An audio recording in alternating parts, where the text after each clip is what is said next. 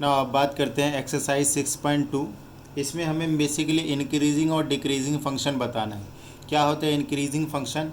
जैसे कि अगर आप डेरिवेटिव लेते हो, अगर एफ डैश एक्स की वैल्यू आपकी ग्रेटर देन ज़ीरो आती है तो बेटा इसको बोलते हैं स्ट्रिक्टली इंक्रीजिंग, क्योंकि ये देखो जीरो से ज़्यादा है तो बोलेंगे स्ट्रिक्टली इंक्रीजिंग फंक्शन।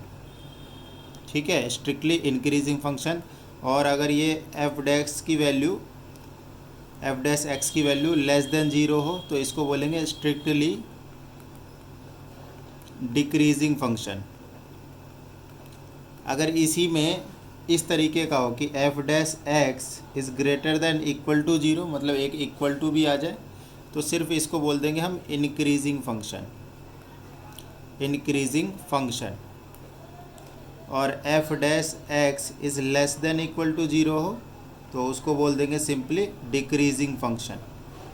तो बेसिकली 6.2 में यही करना है हमें कि एक फंक्शन होगा, उस फंक्शन का डेरिवेटिव लेना है और चेक कर लेना है इस पर्टिकुलर इंटरवल में कि फंक्शन इंक्रीजिंग है कि डिक्रीजिंग है। बेसिकली एफ डैश एक्स की वैल्यू को, उसके साइन को हम चेक करेंगे। जैसे कि क्वेश्चन नंबर 1 ये है, show that the function F x 3x + 17 is strictly increasing on real number. ठीक है, रियल नंबर के डोमेन में इसको चेक करना है कि ये इंक्रीजिंग फंक्शन ही होगा। तो बहुत सिंपल सी बात है कि आप इसका डेरिवेटिव ले लो। तो डेरिवेटिव ले लेंगे तो एफ डैश एक्स 3x का डेरिवेटिव 3 हो जाएगा और 17 का डेरिवेटिव 0 हो जाएगा। तो हम देख रहे हैं कि एफ डैश एक्स की वैल्यू जो बेटा 3 आई है वो ग्रेटर देन 0 है। मतलब आप x की कुछ भी वैल्यू ले लो, एफ डैश एक्स की वैल्यू 3 रहने वाली है ना। ऐसे लिखेंगे for all value of x f dash x is equal to 3, है ना। That is greater than zero. Hence f x is strictly increasing. ठीक है, फॉर ऑल रियल नंबर। ठीक है, इस तरीके से स्टेटमेंट आप दे सकते हैं। तो क्वेश्चन नंबर 1 डन। ना क्वेश्चन नंबर 2, इसमें देखो क्या है, एफ एक्स इक्वस टू ई की पावर 2x है।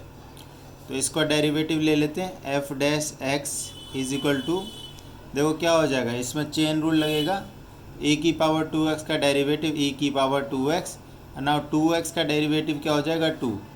तो फंक्शन आ गया हमारा 2e की पावर 2x। अब ज़रा ध्यान से देखो कि x की आप कुछ भी वैल्यू लोगे, e की पावर 2x की वैल्यू क्या आएगी, पॉजिटिव वैल्यू आएगी, है ना। देखो for all value of x, e की पावर जो 2x है, फॉर एग्ज़ाम्पल देखो इधर देखो, अगर हम e की पावर x की वैल्यू 1 लेते हो तो e की पावर 2, तो ये वैल्यू भी ग्रेटर देन 0 आती है। चाहे e की पावर x की जगह 50 ले लो, e की पावर 100 हो जाएगा। तो सब जगह क्या है, वैल्यू ये होगा। अब आपके दिमाग में आएगा कि सर एक काम करो, नेगेटिव में वैल्यू ले को देखो।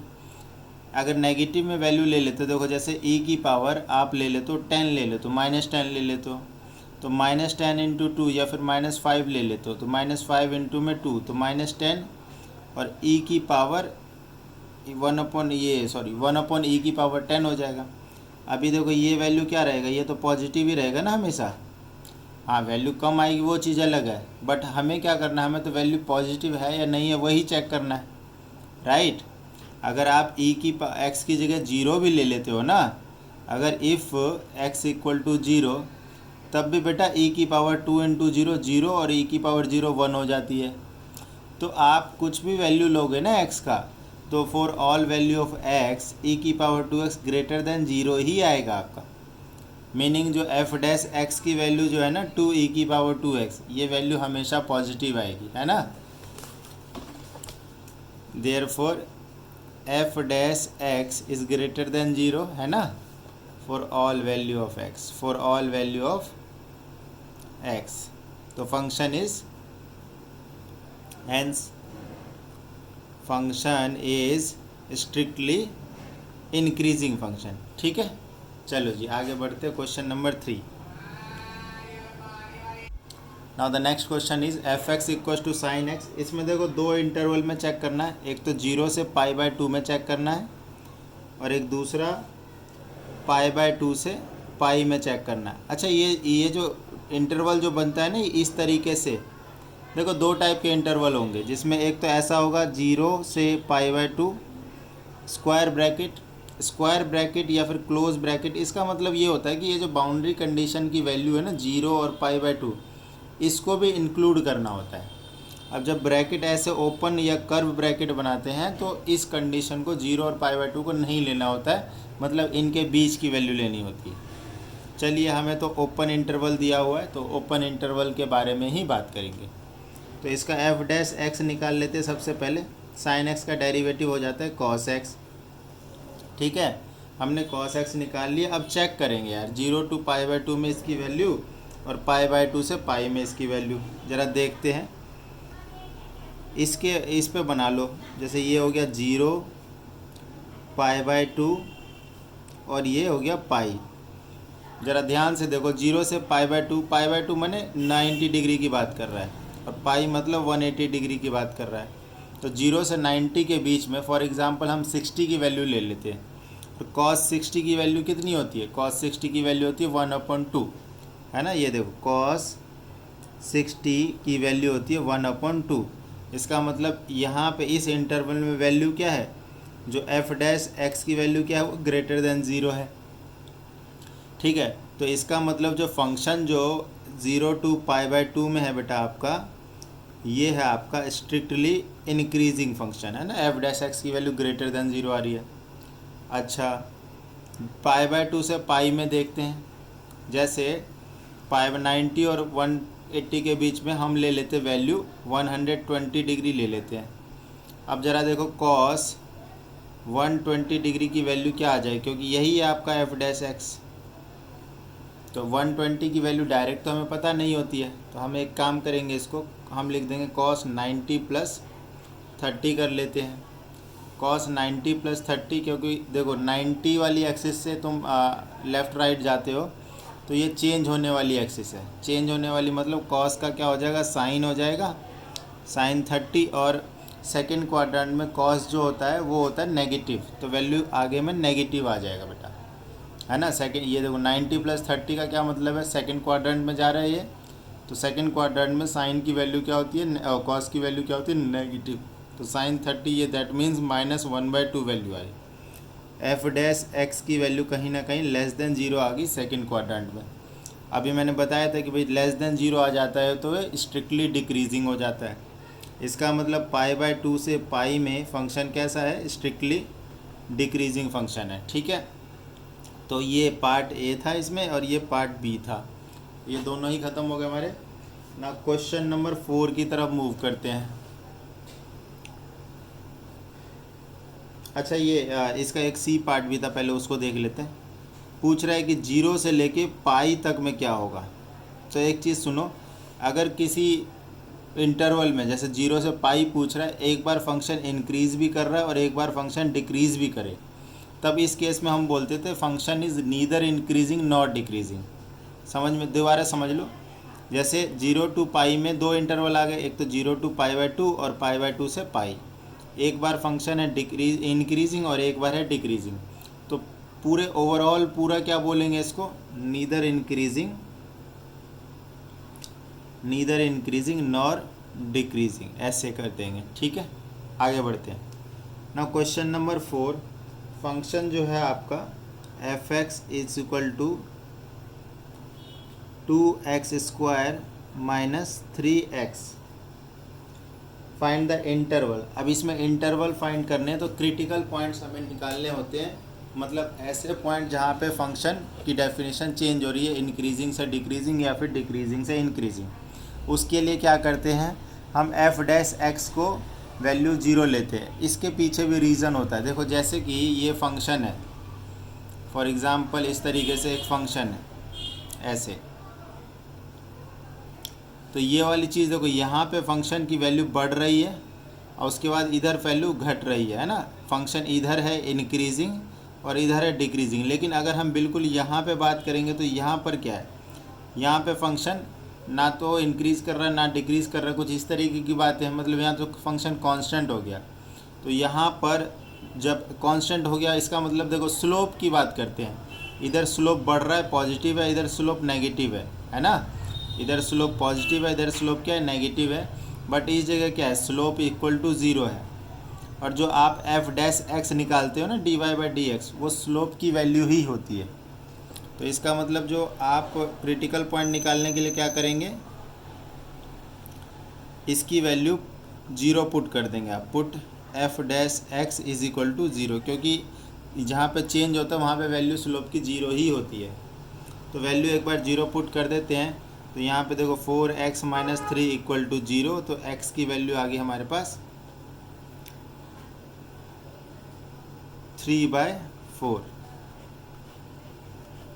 ठीक, तो इंटरवल निकालने हैं। तो यहाँ पर देखो ज़रा, एक वैल्यू है हमारे पास 3/4 और इधर एक्सट्रीम पे हो जाएगा माइनस इन्फिनिटी और इधर हो जाएगा एक्सट्रीम राइट पे प्लस इन्फिनिटी।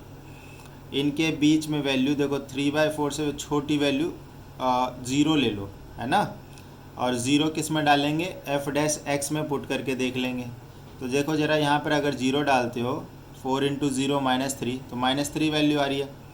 जो एफ डैश एक्स की वैल्यू लेस देन ज़ीरो आ रही है आपकी, इसका मतलब इस इंटरवल में फंक्शन आपका डिक्रीजिंग है। 3/4 से इन्फिनिटी के बीच में, जैसे 3/4 से बड़ी वैल्यू फॉर एग्जांपल 2 है या 1 है या 3 है, कुछ भी ले लो। तो जैसे 2 लेते हैं तो 4 इंटू 2 -3 वैल्यू कितनी आएगी, 5 आएगी। तो 5 मतलब पॉजिटिव वैल्यू आ रही है, एफ डैश एक्स की वैल्यू ग्रेटर देन ज़ीरो आ रही है ना। तो अब यहाँ से हम बोल सकते हैं कि माइनस इन्फिनिटी से 3/4 में ओपन इंटरवल लेना है, फंक्शन स्ट्रिक्टली डिक्रीजिंग है।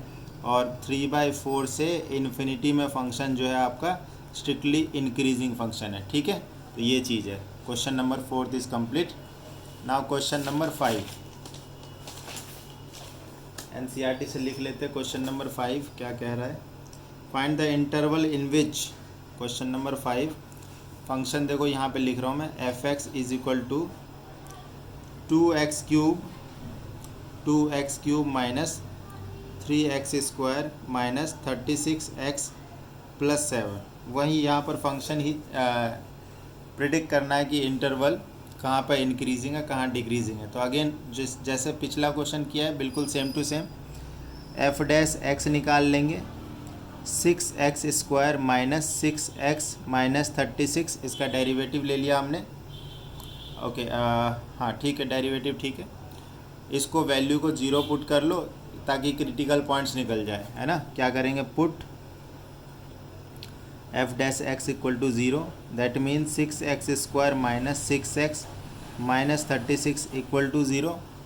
6 अगर हम कॉमन ले लेते हैं, x² minus x minus 6 equal to zero.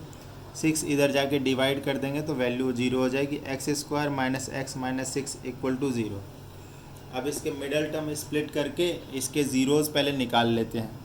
ठीक है, तो 6 के फैक्टर हो गए 2 इंटू 3, तो -2 प्लस 3 का इसका फैक्टर हो गया, x² minus 2x plus 3x।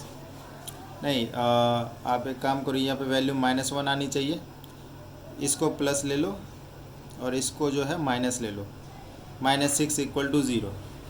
Common लेते हैं, शुरुआत के इन दोनों में कॉमन है x प्लस 2, इधर कॉमन है -3, x plus 2 equal to zero. अब देखो दोनों में क्या कॉमन है, x प्लस 2 कॉमन है और एक आ गया x minus 3 equal to zero. Therefore x की वैल्यू आ रही है -2 एंड 3, ये दो वैल्यू आ रही है x की। अब यहाँ पर दो वैल्यू आ रही है तो यहाँ पे फिर से कर लो, ये एक्सट्रीम लेफ़्ट वाला माइनस इन्फिनिटी, फिर आ जाएगा -2, फिर आ जाएगा 3 और एक्सट्रीम राइट में हो जाएगा प्लस इन्फिनिटी। अब ज़रा चेक करते हैं, जो एफ डैश एक्स है हमारा, देखो इसको हमने क्या किया, फैक्टर बनाए हैं। फैक्टर बनाने के बाद ही फाइनली ये जो है इस फॉर्म में आ गया। तो 6 into x plus 2 x minus 3, ये है हमारा एफ डैश एक्स। हमने इसी को तो फैक्टर किया है ना, फाइनली ये आया है तो हमने इस फॉर्म में लिख दिया। अब ज़रा चेक करते हैं बेटा, -2 और माइनस इन्फिनिटी के बीच में कोई भी एक वैल्यू ले लो। फॉर एग्ज़ाम्पल मैं लेता हूँ -5। तो यहाँ पे देखो अगर आप -5 डालोगे तो -5 प्लस 2 और इधर भी माइनस, तो माइनस इंटू माइनस क्या हो जाएगा, प्लस हो जाएगा। तो इधर वैल्यू आ रही है प्लस, मतलब एफ डैश एक्स की वैल्यू ग्रेटर देन ज़ीरो आ रही है। -2 और 3 के बीच में जैसे वैल्यू है ज़ीरो, तो इसमें ज़ीरो डाल के देखो, तो ज़ीरो और यहाँ पे भी ज़ीरो डालोगे, तो जब इसको सॉल्व करते हो आप तो वैल्यू आएगी नेगेटिव में, यहाँ पे लिख दो नेगेटिव। और 3 से ज़्यादा और इन्फिनिटी तक में 5 ले लो प्लस के, तो दोनों वैल्यू पॉजिटिव रहेगा, तो ये वैल्यू होगी पॉजिटिव, है ना।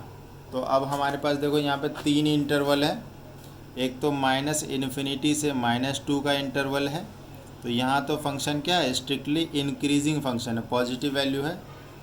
-2 से 3 में जो वैल्यू है वो नेगेटिव है, that means strictly decreasing function है। और 3 से इन्फिनिटी में जो है फंक्शन है आपका वो स्ट्रिक्टली इंक्रीजिंग फंक्शन है। तो ये हमारे 3 इंटरवल आ गए। क्वेश्चन में ये पूछा था कि इंटरवल बताओ जब फंक्शन स्ट्रिक्टली इंक्रीजिंग है और जब फंक्शन स्ट्रिक्टली डिक्रीजिंग है। तो इंक्रीजिंग इसमें और इसमें है और डिक्रीजिंग जो है इस वाले में है, ठीक है। तो इस तरीके से ये वाली चीज़ हमारी होती है। Now the next question, question number 6। Question number 6 जो है वो अपने आप से करना है, क्योंकि सब जो है सेम पैटर्न जैसा पिछला वाला क्वेश्चन है वैसा ही है, बिल्कुल एकदम डिटो सेम है, तो इसको आप लोग खुद ही करेंगे। चलो इसका मैं एक पार्ट करवा देता हूँ, फिर भी क्वेश्चन पार्ट ई जो है वो कर लेते हैं। ए बी सी डी जो आप अपने आप से करेंगे। x+1 की पावर 3 जो फंक्शन है f x is equal to x+1 की पावर 3 और x-3 की पावर 3, दोनों की पावर 3 है, ठीक है, ओके। इसको दो तरीके से कर सकते हैं आप, तो या तो डायरेक्ट प्रोडक्ट रूल लगाओ, लेकिन एक और तरीका है, जैसे a की पावर m इंटू बी की पावर m होता है, तो हम लोग क्या करते हैं a इंटू बी की पावर m कर देते हैं, ठीक है। तो इस तरीके से करते हैं डायरेक्ट। चलिए इसमें क्या करते हैं हम लोग, प्रोडक्ट रूल लगा देते हैं। ये u हो गया और ये v हो गया, तो u v का डेरिवेटिव क्या होता है, u derivative v plus v derivative u, है ना। फर्स्ट का derivative second as it is, सेकंड का derivative first as it is. तो ये ज़रा देखो इसमें हम लगाते हैं, तो f डैश x हमारा क्या हो गया, ये हो गया 3x+1 का होल स्क्वायर और x-3 की पावर 3 प्लस 3x-3 की पावर 2 x+1 का पावर 3। अब दोनों में देख लो कॉमन क्या आ रहा है, कॉमन आ रहा है 3x+1 whole square x-3 whole square. तो यहाँ पे रह गया x-3 प्लस इधर रह गया x+1, ये चीज़ रह गई। तो 3x+1 whole square x-3 whole square और अंदर में आ गया देखो 2x-2, इसमें से भी 2 कॉमन आ रहा है तो वो ले लो, बाहर में हो गया 6, ये होल स्क्वायर और x-1। तो ये आ गई हमारी f डैश x। तो ये हमारे फैक्टर्स बन गए, तो पुट कर देंगे f डैश x को 0। तो देखो x+1 स्क्वायर इक्वल टू 0 या फिर x-3 स्क्वायर इक्वल टू 0 या x-1 इक्वल टू 0। तो यहाँ से देखो x की वैल्यू आ गई -1, इधर आ गई x की वैल्यू +3 और यहाँ पे x की वैल्यू आ गई 1। इंटरवल चेक कर लेते हैं, ये ज़रा देखो, एक्सट्रीम लेफ्ट में -इन्फिनिटी और यहाँ पे +इन्फिनिटी, -1 इनमें सबसे पहले -1 फिर +1 फिर +3, ठीक है। चलो आगे देखते हैं। ये हमारा f डैश x है, खुद ही ज़रा वैल्यू सोचो, यहाँ पे -2 ले लेते हैं। तो ये देखो ये चीज़ और ये चीज़ तो ऑलवेज़ पॉजिटिव ही बताएगा ना, क्योंकि पावर 2 है। बस यहाँ पे डाल के देख लो, -2 डालेंगे तो ये क्या होगा, नेगेटिव वैल्यू दिखाएगा। -1 से 1 के बीच में 0 हो गया, तो ये बीच में 0 डालोगे तो तब भी ये नेगेटिव ही बोलेगा। 1 और 3 के बीच में कुछ भी वैल्यू डालोगे तो यहाँ पे पॉजिटिव वैल्यू आएगा, और 3 और इन्फिनिटी के बीच में कुछ भी डालोगे तो पॉजिटिव वैल्यू ही आएगा। कहने का मतलब है यहाँ से ये वाला इंटरवल, ये वाला इंटरवल दोनों ही क्या है, स्ट्रिक्टली डिक्रीजिंग है। ठीक है, तो माइनस इन्फिनिटी से लेकर 1 तक फंक्शन क्या है, स्ट्रिक्टली डिक्रीजिंग। ठीक है, तो यही बताना था। हाँ, और 1 से लेकर इन्फिनिटी तक फंक्शन है हमारा स्ट्रिक्टली इंक्रीजिंग। तो ये इंटरवल हमने फाइंड कर दिए, राइट। तो ये अच्छा क्वेश्चन था इसमें। तो बाकी जो इसके पार्ट्स है वो खुद करेंगे। हम आगे बढ़ते हैं ना क्वेश्चन नंबर 7 पर।